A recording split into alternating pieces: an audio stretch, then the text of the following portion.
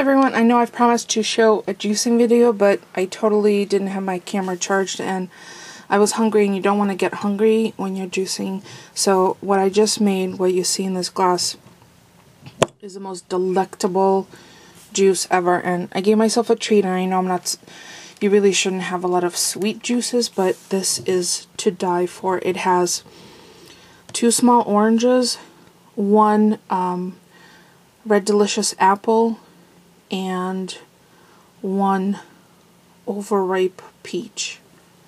And it was so good.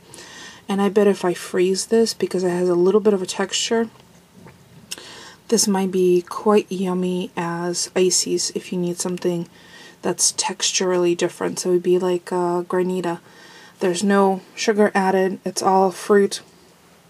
And I will show, the next part is I'll show you my dinner time juice, which I think I'm going to do my faux Bloody Mary mix, which is tomatoes, spinach, celery, parsley. I might put a little bit of cracked black pepper and maybe a tiny dash of not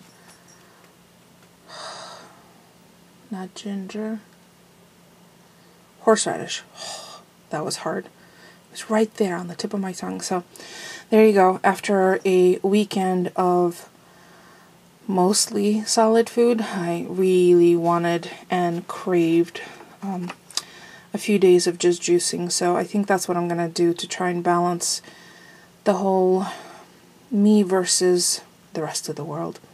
Is I'll juice, and I'm going to start doing stuff around the yard because it's spring and we need to clean up, and garden's going to be tilled over, so there'll be lots of things. So the next thing I'll show you is the actual process of the juicing of my tomato, celery, parsley, spinach, faux Bloody Mary. No alcohol, but it's really refreshing, so stay tuned.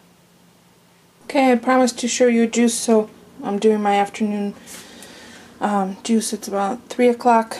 I have my juice maker all pulled apart, and I don't have my tripod, so I'm going to try to do this one-handed, and we'll see how quickly this can come together. So I am going to have to hold my camera with my left hand. Hopefully you're still in frame. So this is the brand that I have. Kuvings juice extractor, and it's a centrifuge one. So spout this way. This goes right there. There's the centrifuge, pops right in. I have to move this up just a little bit. There's where all of the pulp goes, which I found a way to use up the pulp. It goes to my dog Moses. And then top. And then these snap on. And if they're not snapped on, it won't turn on. So that's good to know. Hold on. I'm trying to do this one hand. Make sure everything's in place. Hold on. Might have to put you down for a sec. La la la la la la. Yeah, it's hard to snap with one hand. So you're getting it all live, so that's how quickly it was to put together. And there's a groove in the pusher, so it's gonna get loud. I have 2 big carrots, washed, scrubbed with my veggie scrubber, but not peeled. Same thing with the Granny Smith piece of ginger and spinach. So here we go. It's gonna get loud. I'm warning you.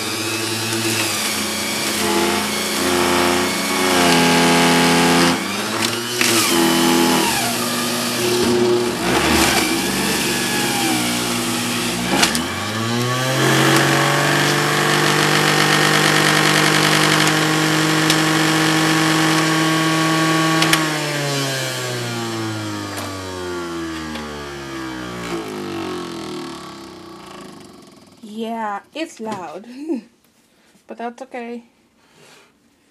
And I just put a little piece of paper towel under there. So let me show you my glass.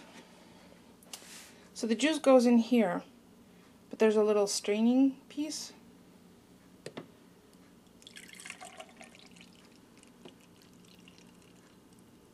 And grant you, this color combination is probably not the most appetizing. However, it will be nutritious and delicious. Let me taste it.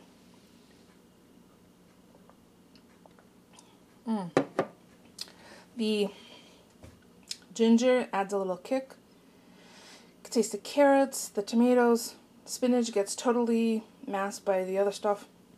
Let me show you what the pulp looks like.